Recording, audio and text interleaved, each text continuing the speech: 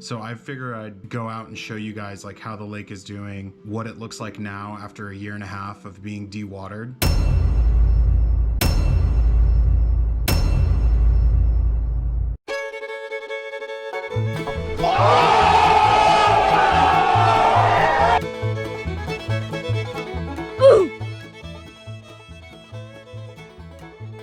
Dewatered is a simple word.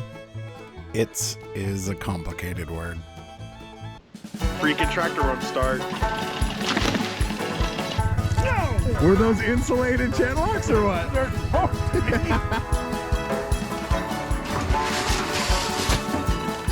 Well, I'm glad the camera was rolling for that. So I made a video a year ago about the Lake Dunlap Dam failing, and that videos went kind of viral. It's over 250,000 views, and it got a lot of comments. So today we're going to go ahead and respond to some of the comments we got. So I brought my dad in because he's lived on this lake his whole life. He's a little more familiar with the people of the area and all the needs and what actually the dam does and what a benefit it is to our community. So he's going to help me do some of these comment responses. So this first comment here about whether or not the lake was able to be saved, the dam is getting rebuilt. You guys can see that on the screen right now. We went down and got some drone footage this past weekend, and the voters that live along the lake passed a resolution to create a special tax district that only they will be subject to. So they're the only ones paying for the repairs. And essentially what's happening is they're currently rebuilding the dam. The dam should be finished by next summer, like May or June. And right now you guys can see they're making good progress on finishing the dam and getting it rebuilt. All right, so these next comments are basically talking about how the lake shouldn't exist, that we're interfering with Mother Nature, that the natural flow of the river is the best, and that this isn't a real lake because it's dammed. It's a dammed river. But I'm pretty sure that's the majority of lakes, the vast majority of lakes in America. So what do you think, Dad? Yeah, definitely. We need lakes in America. Matter of fact, the population is growing so much that water demand has become unreal.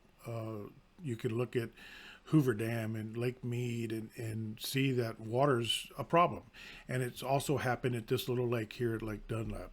When I moved here, my father-in-law and stuff, we all had wells. And our drinking water came from the ground. We weren't tied to a water system.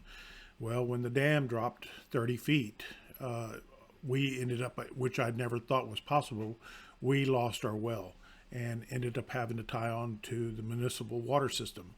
But they also pump water out of this dam. If you look to your left, there is a water system over there that pumps water out of Lake Dunlap and feeds into the water system. They purify that water and they send it to everybody. There's so many people moving into this area that water is going to be a priority. Yeah, back to the dams failing. When the houses right along the lake, their wells were only like 10 feet deep. And when the water ran out of this lake, the water table fell so far that our like 40 or 30 foot well also went dry. It couldn't cope with just a single household worth of people, like that level of demand. So this is our drinking water for our community. It's one of the fastest growing communities in the US.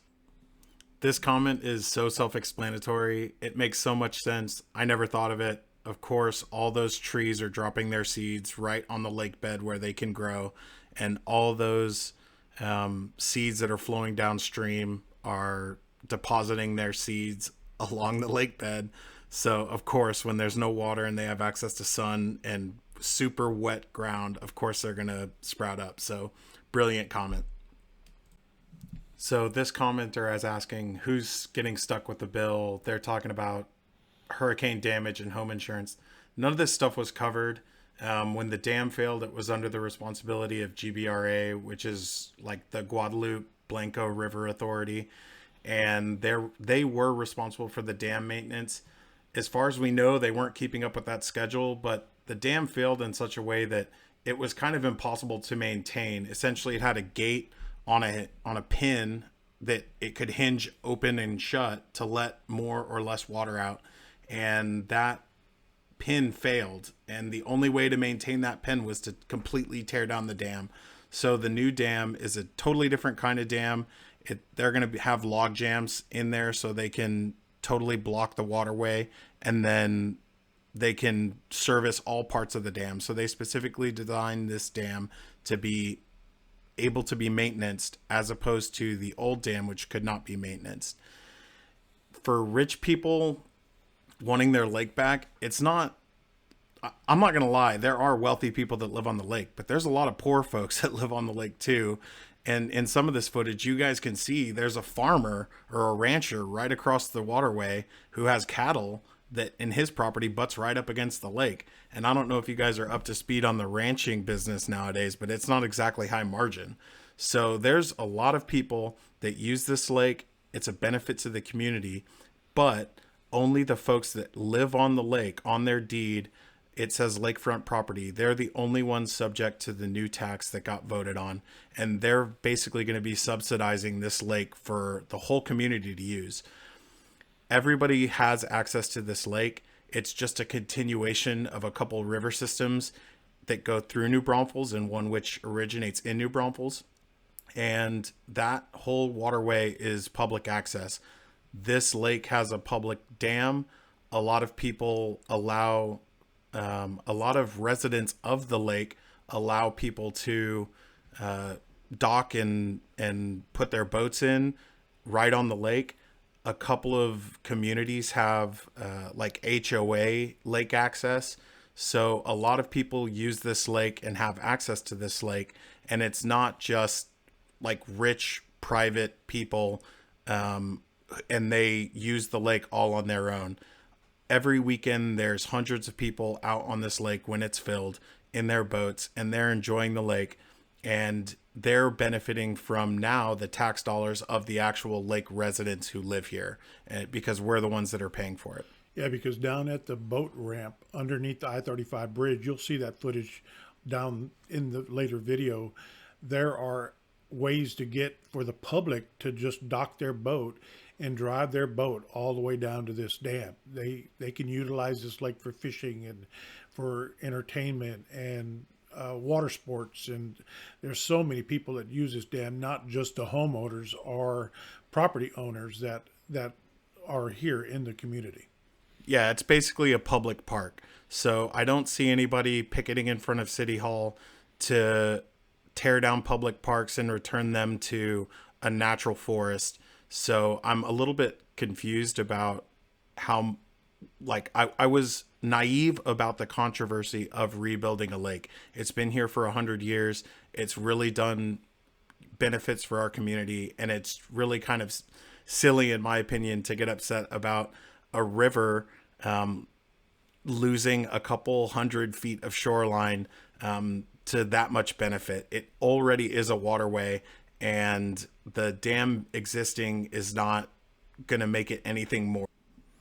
Yep, this comment's dead on. When I said I assumed it would always be there, I didn't even consider the possibility of it not existing. I didn't do anything for it. I wasn't here when it was built.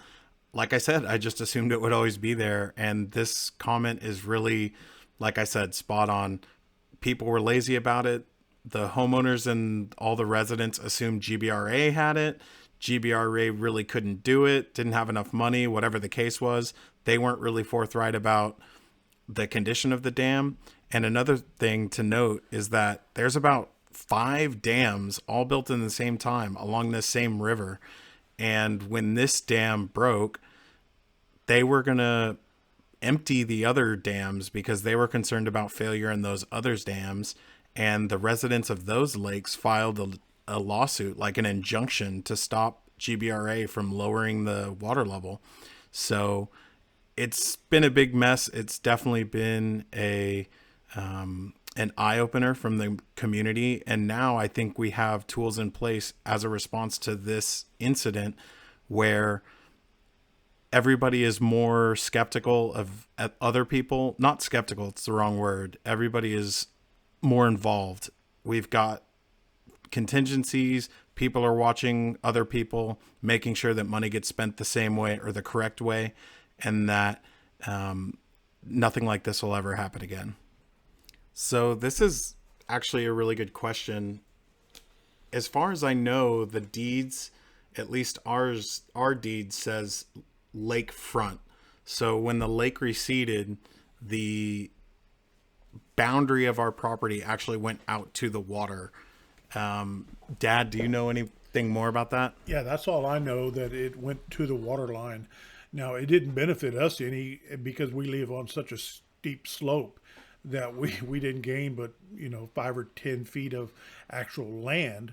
So it didn't increase our property value. But if you look at that video right there, the guy to the right, he's on a flat slope and he probably gained, 10 acres throughout the water loss. But if it's not beneficial to some people to lose the water, because it's more important to have that water than that little bit of land, just because of so many benefits from the dam itself. So this comment is actually also something that I have thought of before. The lake is pretty green.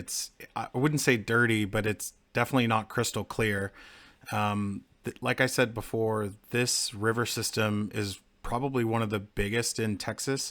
So it spans several hundred miles, and it's got a lot of little feeder creeks throughout Texas. So I'm assuming it's just a bunch of silt that is coming through, and it's sort of like the Mississippi, how dirty the Mississippi River is. Something similar. What do you think, Dad? This lake actually comes off from the Guadalupe, which feeds out of Canyon Lake.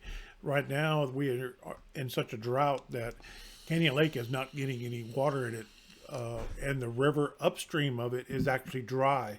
So if we didn't have Canyon Lake, another dammed piece of a lake that was made by the Corps of Engineers, if we didn't have that water source, this lake would be literally just a puddles and completely stagnant. So the river itself would be stagnant, and being that we do have dams above us and we have a dam, that water continuously flows. So the water is actually getting more flow now than it would be if it was a flowing river, because the rivers here in Texas, as everybody knows, they might flow for a while, but they will get stagnant. And it's interesting about Canyon Lake, when they built that dam, and it's a huge dam. Lake Dunlap is nothing compared to Canyon Lake.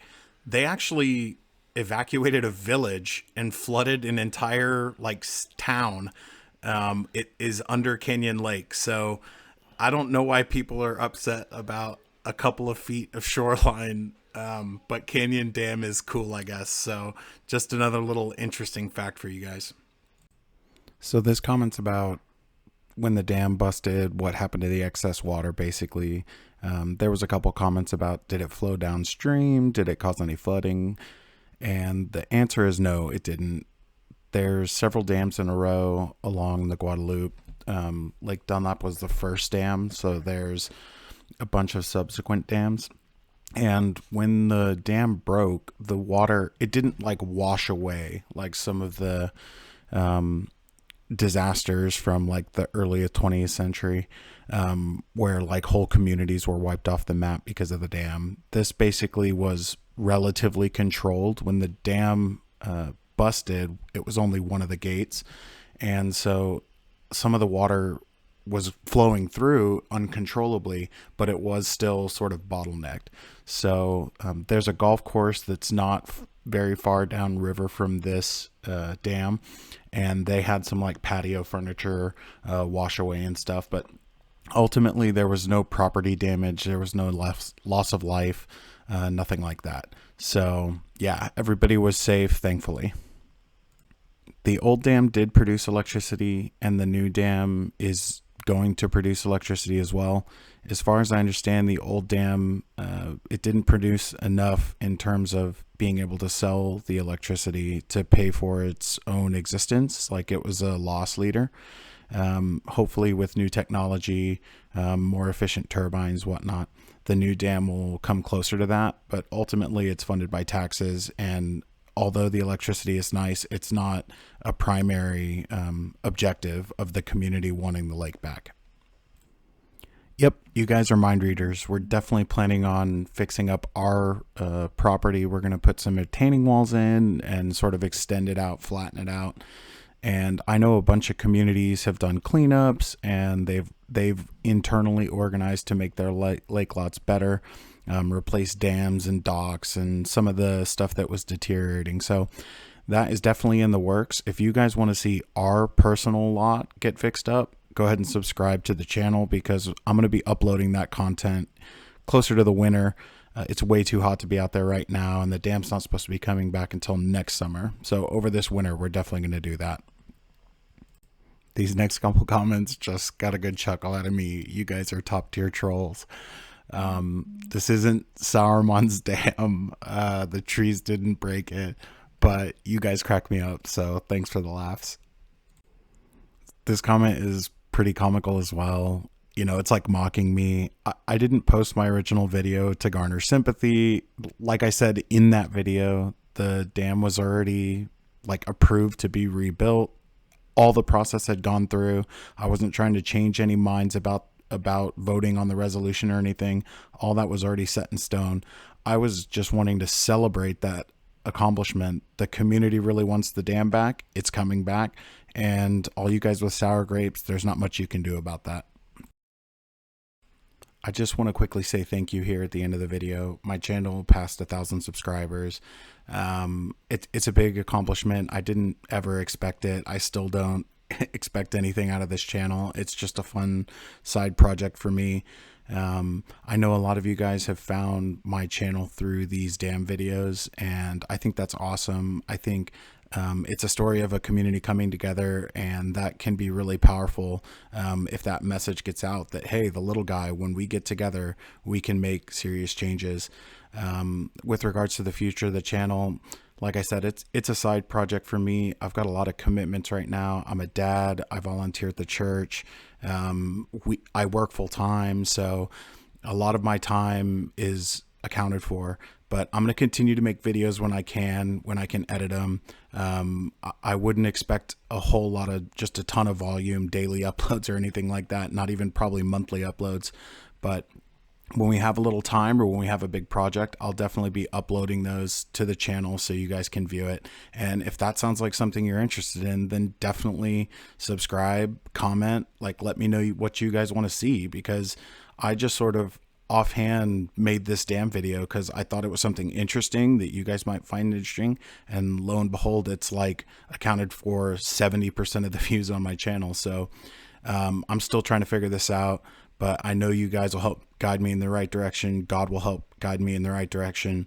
And if this channel is going to be anything, I want it to really be a tribute to like hardworking Americans in middle America that go out every day and fix their own tractors and rely on themselves, and, you know, help out their neighbors when they can. And that would really be the goal that I want to, you know, pass on, that I want to glorify that style of life, humble living, not flexing on people and that sort of thing. So if that sounds like a message you can get behind, then feel free to subscribe, get the bell on, all of the stereotypical YouTube things, and we can just stick together in our own private corner of the internet and just have fun.